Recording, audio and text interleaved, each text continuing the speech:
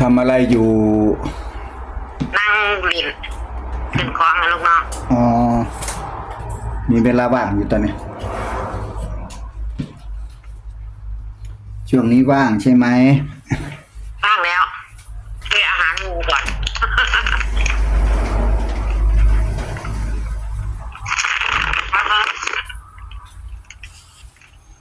เพลงใดได้เสียงมึงไป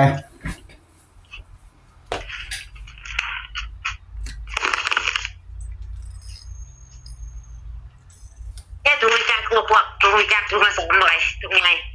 ฮะลูกอาหารแมวเสียงเบิ่งแล้วบ่เสียงแม่อยู่แต่ว่าท่านตักใจปานใดแต่ว่าจะเสียงอีกเห็นอยู่บ่ส่งไลน์ไปให้เห็นอยู่เห็นนั่นส่งมาเสียงไปเนาะป่านนี้เสียงกะฝันแต่ว่าจะเสียง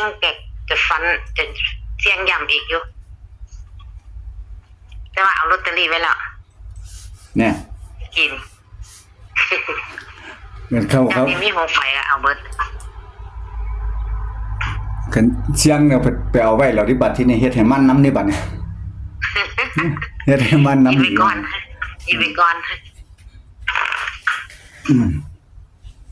กับฟันเกี่ยวกับนั่นล่ะก็เลยยิงไว้เกี่ยวกับตัวนี้ล่ะแต่ว่าสิเสียงย้ำอีกสิเอามันอีกมันนั่น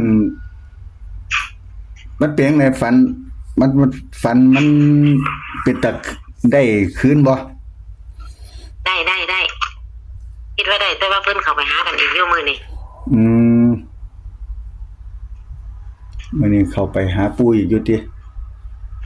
ก็บ่อยากแก้ความฝันคือฝันนั่นล่ะฝันเกี่ยวกับตัวนั่นล่ะ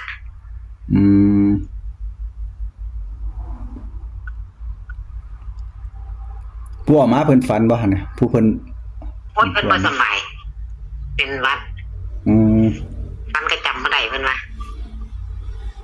บ่สำบายกันล่ะบ่สำบายกันน่ะเป็น ไอ้คล้ายคว้าคันคว้าบ่ฟังเสียงมึงลดเสียงก็บ่ใครคือเก่าล่ะไอ้ก็พูดล่ะไอ้ก็มืองานพุ่นมาบัดนี้จังว่าโอ๊ยเบิ่งเจ้าของเบิ่งอาการเจ้าของอยู่ว่าเพราะว่าพี่นางอยู่ปุ่นทางตะไคร้ปุ่นออกนอนโรงพยาบาลปอดติดเชื้อเหมือนกันพากันไอแต่ว่ามันบ่มีไข้ก็เลยว่าบ่เป็นหยังไอซื่อเอา64น่ะมาเพิ่นว่า64เพิ่นเป็นเหมือนกันแต่ว่าก้มหน้าบอกว่านั่นว่าก้มหน้าบอกกับล่างมันตัวจังว่าเพิ่นว่าสิเข้าไปหากันอีกเอามาเสี่ยงกับฝันเกี่ยวหั่นล่ะมือแรกเลยโอ้ยฝันเกี่ยวได้ยินเสียงบ่ลุงว่าได้ยินเสียงอยู่บ่คือบ่งั้นเฮ็ดอีหยังเฮ็ดนั่นเฮียบ่แมวโดดกำแพงเตี้ยว่ามันเฮ็ดถุงเงินอาหารแมวเฮียบ่เอาโดดกำแพงลงใส่สอบทาน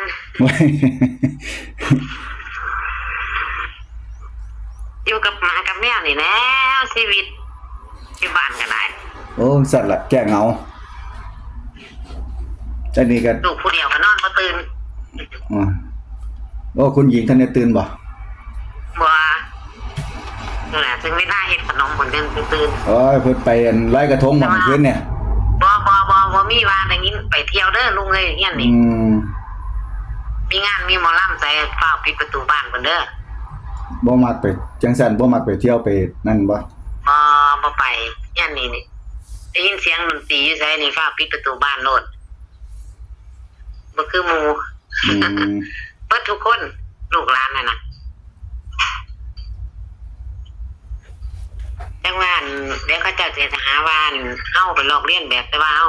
ได้มาก็ส่งไลน์ให้บอกลุงตะพุ่นเนาะมันบ่เกี่ยวกันดอกเพราะว่าเพิ่นให้มาตัวนี้ก็บอกตัวนี้โลดแต่ว่างวดนี้ถามไผก็ 2-3 มื้อก็บ้านมีทุกวันดอกงวดนั้นดอกบ่ได้ลอกเลียนแบบญาติตะคนแล้วมาลอกเลียนแบบ ผม ถ้าคิดว่าสิเข้าอยู่ดอกงวดนี่หั่น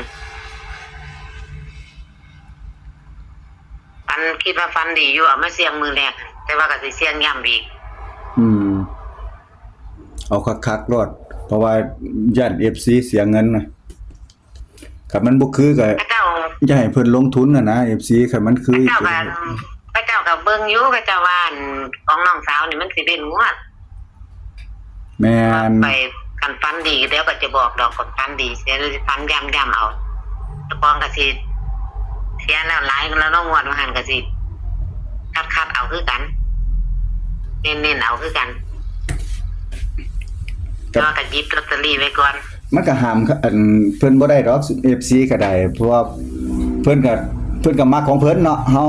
เอามาสู้เพิ่นเบิ่งเพิ่นก็มักของเพิ่นเด้แม่นบ่ล่ะแม่นเฮาว่าอย่าเอาหลายเลยเด้อซั่นก็ไว้ก็บ่ฟังนี่ อยากได้ความอยากได้เนาะ แต่ผู้บอกกันนวลเกินไม่ว่ามันเครื่องล่างแล้วว่างั้นกันได้ คักเอาแน่อยู่เด้อห้ามว่าบ่ให้เอาก็ห้ามบ่อยู่เด้อ ก็เป็นยังเนาะเลขมันตัวเดียวนึง แต่ว่ามันก็ตัวเดียว เงินนี่ล่ะสักมือนึงมันก็สิได้ดอกบ่ขาดทุนดอก แม่นบ่ เป็นให้อยู่จังซี่ มันสิเปลี่ยนน้ำช่วงมันบ่แม่นคำนวณเนาะ แม่น อืม มีความเชื่อเฮาเชื่อเพิ่นเฮาก็ได้น้ำเพิ่นสักมือนึงมันก็เข้าคือเก่าหั่นน่ะถึงมันจะบางงวด1 2งวดก็งวดต่อมาก็เข้าคือเก่า แม่น แต่ว่างวดวันที่1หั่นสัญจรเด้1ธันวา สัญจรไส สัญจรกำแพงเพชร อืมว่าก่อนสัญจรเพิ่นก็ต้องให้ละ แต่ว่า คิดว่าสินั่นสิได้อยู่ได้งวดนี้แต่ว่าสิเดี๋ยวสิเสียงเน้นๆเอาก่อนคือสิบอกโค้งสุดท้ายดอกว่าอันคักบ่คักกันแต่ว่าก็แต้มไว้จักหน่อยก่อน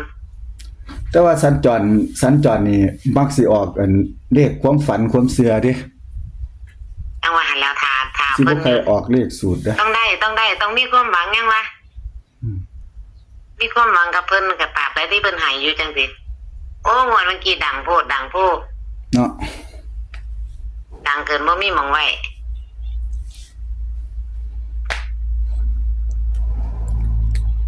มันจังซั่นล่ะครับใครก็มันเป็นกระแสอะไรมันก็ระวังยากมันเป็นกระแสอะไรก็ได้ แต่ว่าซื้อไว้แล้วหันเอาขึ้นบ่ได้เห็นแล้ว หันเอาขึ้นได้ ก็ว่าอยู่ เดี๋ยวขึ้นแล้วงวดว่างั้น บอก FC อยู่ว่าคันเบาได้ก็เบาอย่าอันไปทุ่มคักมันก็เข้าต่อกันมาหลายงวดแล้วเนาะ แต่ว่างวดนี้ฝันอยู่เสียงเอามามือแรกฝัน อืม ฝันเกี่ยวกับนี่น่ะกับ64นี่น่ะ อืม คิดเอาพี่น้องคิดเอาว่าฝันเกี่ยวกับ64ฝันว่าจังไหนบ่อยากเว้าเดี๋ยวเขาสิด่ามาอีกเฒ่าแล้วเขาสิว่าด่ามาอีก สิว่าเฒ่าแล้วก็ยังฝันจังซี่อยู่ก็สิว่าติ แม่นเพราะว่ามันสิเข้าตัวตรงเลยกันฝันเกี่ยวกับผู้นี้หั่น อืม เกี่ยวกับตัวนี้เลยเพราะว่าขอยก็เคยถึกมาแล้วงวดนั้น64เนี่ย อืม เกี่ยวกับผู้นี้ละฝันเกี่ยวกับผู้นี้ละเข้าตัวนี้โลด มันโอ้ แต่ว่าขอย เที่ยวนั้นมัน เรียนย้ำอีก เที่ยวนั้นมันออก64เนาะออก46บ่แม่น อ๋ บ่ อเถียง46 มันออก46เที่ยวนั้น 46กันบ่ได้ฝันเกี่ยวกับผู้นี้ อืม อันตอนสักปีแล้วปี1 2ปีที่แล้วพุ่นนะที่มันออก64 อืม ฝันเกี่ยวกับผู้นี้แต่มาเสียงมันก็ว่าแม่นๆเข้าโลดอยู่แต่ละมามื้อนั้นมื้อไล่ไปบอกลุงก็เอาเสียงเลยนะเสียงแล้วก็ฝันเกี่ยวกับผู้นี้โลดแต่ว่าสิเสียงย้ำอีกก่อนถ้ามันมากก็แต้มไว้จักหน่อยซะก่อน ว่ามันก็ต้องหาไว้ก่อนนั่นล่ะบัดโดนไปบัดหาบ่ได้พัดอันค้างอ้อยๆอยู่เด้อ เอาเด็กกระตุ้นไว้หลายๆเอาแต่ลอตเตอรี่ก็จะเอาหลาย อืมเอาไว้ถ้าเทียมั เอา น ไว้เพราะได้รุ่น ที่หา รุ่น ไป รุ่นรางวัลอื่นนำนี่แล้ว แมน มันก็ต้องเก็บไว้อยู่แล้ว นี่ก็มีเจ้าหนึ่งเขามี6 ใบเอา6 ใบบนล่าง อืม เอากลับนํนะ อืม บ่แม่นว่าบนล่างเอาอัน6446นะลอตเตอรี่นะกลับไว้พร้อม ก็สิได้หา แต่ ไว้ ว่า คือกัน เสียง นะ เสียงย่ำก่อน